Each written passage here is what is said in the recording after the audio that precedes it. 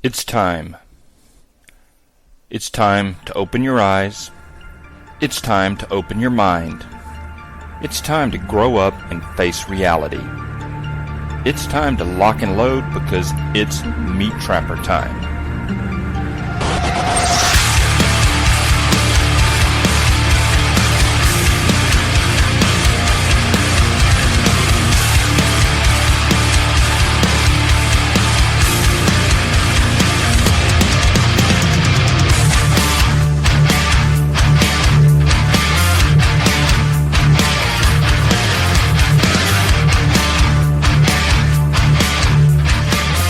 Hello everyone and welcome to episode number 242 of Meat Trapper Radio. I tell you, we are getting up there, getting close to the big 250. Boy, that we need to do something special for that. 5 years, huh? But anyway, I'm coming to you today from a beautiful sunny day in the Land Between the Lakes National Recreation Area. I am on the border here between Stewart County, Tennessee, and Trigg County, Kentucky. And so if you hear the wind or you hear my dog, my trusty Airedale running back and forth, she is having the time of her life on this bluebird sky day here. So anyway, we've got a lot to talk about, but the first thing I want to do is I want to say a very big thank you to Eric the Viking. And Eric is one of our Patreon members who hails from Norway. And we had talked from time to time about starting a Telegram channel. And it was something that really I just didn't have the time to do, the time to manage or work the kinks out and all of that. And Eric stepped up to the plate and took it upon himself and created a channel for us. And it has been a huge success. So I want to say thank you very much, Eric, for taking the ball and running with that. I appreciate your efforts, and I think a lot of the other Patreon members do as well. If you're not familiar with Telegram, Telegram is an encrypted messaging app. And you can put it on your iPhone, you can put it on your Android, or you can download the application and put it on your PC if you don't do either of those. And what it is, it's, like I said, it's an encrypted messaging app, but it also allows you to create channels where you can have group chats and group discussions, and that's what we have. It's available free of charge to all of the $5 a month Patreon members, and I think as of yesterday, we're averaging about 800 messages a day, and it is, so it's been a huge success. If you're not over there, head over there and check it out. You just may have to turn notifications off on your phone so it doesn't melt down. So we're gonna talk about a lot of different stuff tonight, but one thing I want to talk about right off the bat is why you don't need a website, or why I don't want to build you a website. One of the two things. I get this a lot. And usually it's from people that want to promote their business, which there's nothing wrong with that. That's all great. And I'm not saying you don't need a website. It's just you don't need a fancy website, and you can probably do it yourself, much cheaper. And so let me outline my thoughts on that. First of all, if you want to get a website, the first thing that you have to do is you have to have a domain name like meattrapper.com. You can go to places like GoDaddy or Bluehost or whatever, any of the domain name registrars, and you can check and see if your desired domain name is available. And if so, you can buy it, like $12, $13 a year, something like that. So no, it's pretty cheap, you know. And so if you go and you hire a web guy, some web dude to do all of this for you, when he goes and purchases that domain name on your behalf, if he purchased it in his name or his company's name, then he owns that domain. You don't. Okay? So in other words, if I hired a web guy to build meattrapper.com and he got pissed off at me, I don't own meattrapper.com. He does, because he bought it. He bought the domain name. So that's one thing that you have to be careful with. The second, after you have the domain name, you have to have a place to host your website. And that's basically a computer that holds the website pictures and the text and the files and everything, and then makes it available to the internet to be accessed. Now, you could do this yourself. You could have a computer under your desk and you set everything up, but that's really a pain in the butt. So most people will purchase hosting space from GoDaddy or somebody like that. And you have different plans depending upon, how much bandwidth you need and all of this kind of stuff. And they try and bamboozle you and get it really complicated, and they try and take all of your money and all of that. But most people need the most basic, simple hosting plan available. Okay. So then you have to actually build the website, and there are free websites that you can get from Google or from Blogger. You can install WordPress if you want to get a little more fancy and have plugins and do all of that. But basically, you have to type in the text of your website. You have to put some colors up there, some logos and some pictures, and you need to put information on how to contact you and explain who you are and what you're doing and everything like that, all that good stuff. And then at that point, you're basically done. So there's a number of things that you have to do. It's not that hard, and the average person can do it themselves. Now, the mistake that I see a lot of people making is they think that if they put money into a fancy website, they're going to get that money back out plus some in new business. In my experience, unless you're doing some sort of digital sales, unless you're actually having a shopping cart on your website and you're selling products through your website, that's not the case. In other words, if you're just Joe's Plumbing and you just want to advertise Joe's Plumbing, and that's it, you can go with the simplest, most basic stuff and you'll be just fine. What I'm saying is I don't see people getting referrals, sales, jobs, or contracts because they have a nice website, especially when it comes to ADC and trapping type stuff. I can say that when I ran Alabama Beaver Control, I don't think I ever got one job because somebody found me on the internet, on my website. I got jobs because of social media and word of mouth referral. Okay. That's just the truth. So if you think that building out a fancy website is going to get you more jobs or more contracts, I would tend to disagree with that. I think as long as you have a clean, simple website that has your name, your contract information, some pictures of you so that people know they're not hiring an axe murderer, just some basic text of what you do. We catch animals, we do this, we grade lots, we run bulldozers, whatever it is. We fix cars, doesn't matter. People just want to see a picture of you.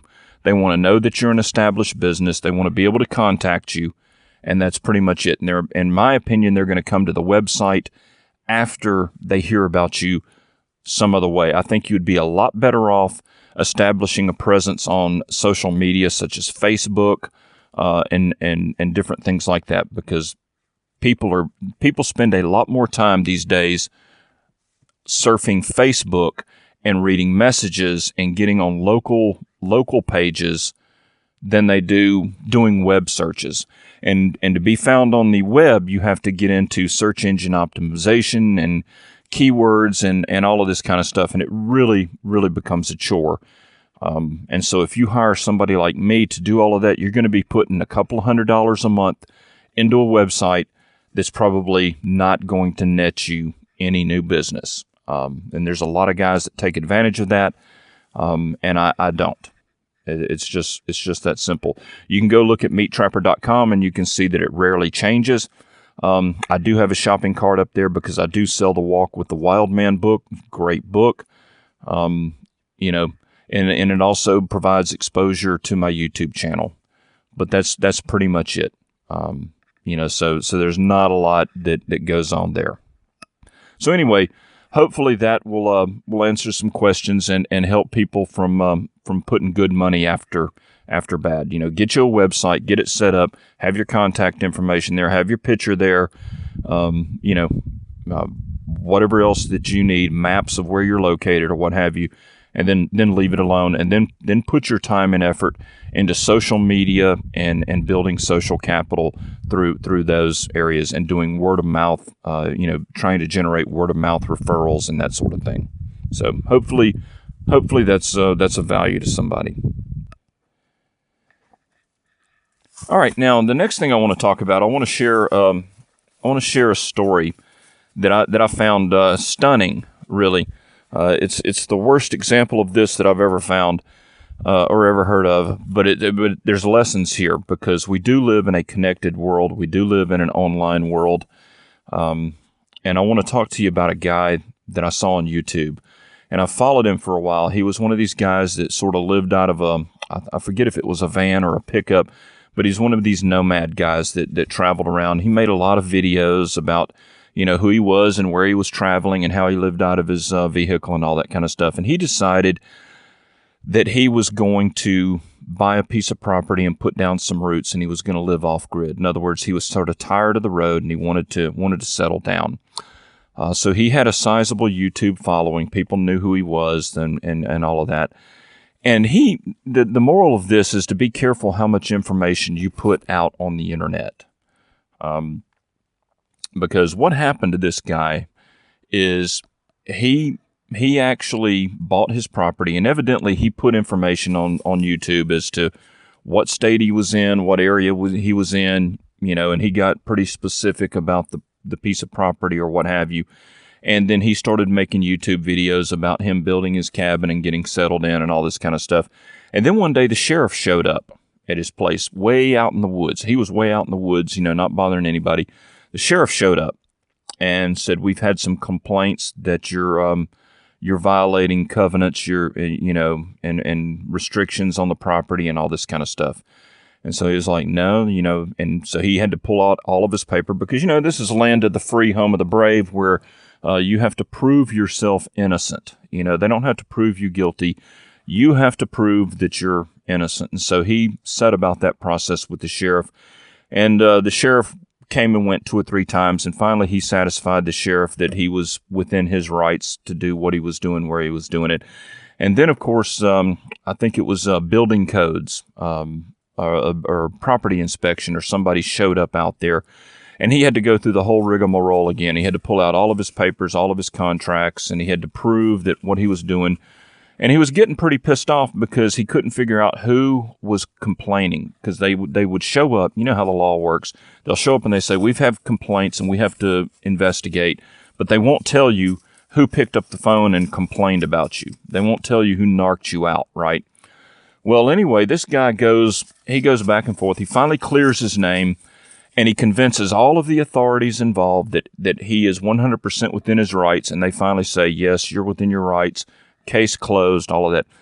Well, he wanted to know who turned him in, who started all of this. And to make a long story short, one of the inspection people mentioned that it was in relation to his YouTube channel. And so somebody was watching his YouTube videos and knew enough about him and where he was located, and was either spiteful enough, jealous enough, or hateful enough, or whatever, to turn him in. So he wasn't going to sit still for this. He ended up contacting law enforcement and opening an investigation into the guy that turned him in. And it turned out to be a guy from a completely different state. So here's a man who's bought a piece of property in state A, and there's somebody in state B watching him on YouTube who doesn't like him and picks up the phone and starts phoning in complaints against this guy and made his life miserable. But, there's a lesson to be learned there. You got to be careful about what you put out there and how much information you put out there. In my case, everybody knows who I am. Everybody knows where I live. And, if anybody has a problem with it, I've actually had to tell somebody that I was going to pay them a personal visit to put a stop to some of this stuff. So just a friendly word of advice there.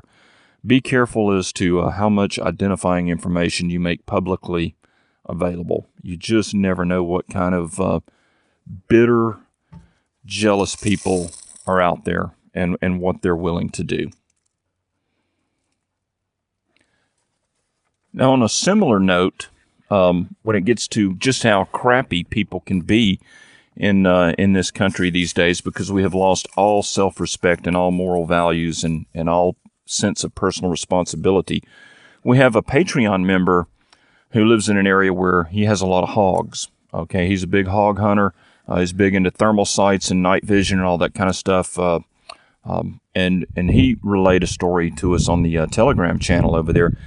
Basically, that he had invited a quote-unquote friend to come hog hunting with him, because everybody wants to go hog hunting and everything. So he said, I got a place, you just come on down and we'll take you hunting and get you all fixed up. Well, evidently they shot a hog or two or what have you. And if you spend any time around hogs, you know that a lot of times they will have a tusk on them. And the wetters and the cutters, the top and the bottom tusks, they fit together so that they're like self-sharpening whetstones, and they can get very sharp. And that's what they use to root stuff up and to cut roots and all of that. And if they turn around and charge you and they hit you with one of those cutters, it can mess you up. I mean, it can cut you good. So anyway, evidently the guest, when he shot his hog and was carrying the hog or fooling with it, he reached down and cut his hand on one of the tusks on the hog. And this is after the gentleman that had taken him hunting had warned him, be careful, these things are sharp, they'll hurt you, whatever, you got to be careful. And he didn't listen, because nobody listens, and cut his hand wide open. And evidently he didn't take care of the wound properly, and it became infected. Well, the bottom line is the guy that was invited to go hunting is now suing the man who took him hunting for the injury and the pain and suffering of his injury. I mean, you just can't make this up. You and somebody ask you to take them hunting, and you take them hunting, and then they get a cut on their hand, and it gets infected, and then they take you to court. They file a lawsuit against you. And so this is just the kind of world that we live in. So now, when he takes anybody hunting, they have to sign a release and all this kind of crap. This lawyer bull crap. But that's just the world that we live in. So just another piece of sad commentary on the current state of affairs. Now, we have got a lot to talk about on the back half of tonight's show. As you know, I do every episode, I do two segments. I do a segment that is publicly available, where I talk about sort of common everyday things, and then I do a segment that's available only to the Patreon members, and that's where I get into a little more of the controversial stuff, a little more of the nitty-gritty type of thing, and we've got a lot to talk about on the second half of tonight's show. I've got some very interesting information about the flu vaccine and some inside information on what's going on with that. And then I've got some other information that I'm gonna share with you as far as no good deed goes unpunished, and then some of the things that I've been up to. So anyway, if you're a Patreon member, stay tuned, and if you are not, I'd like to urge you to consider becoming one. You can go to patreon.com/meattrapper, get signed up. You can meet us over on the Telegram channel. Pull up a chair around a campfire and make yourself at home.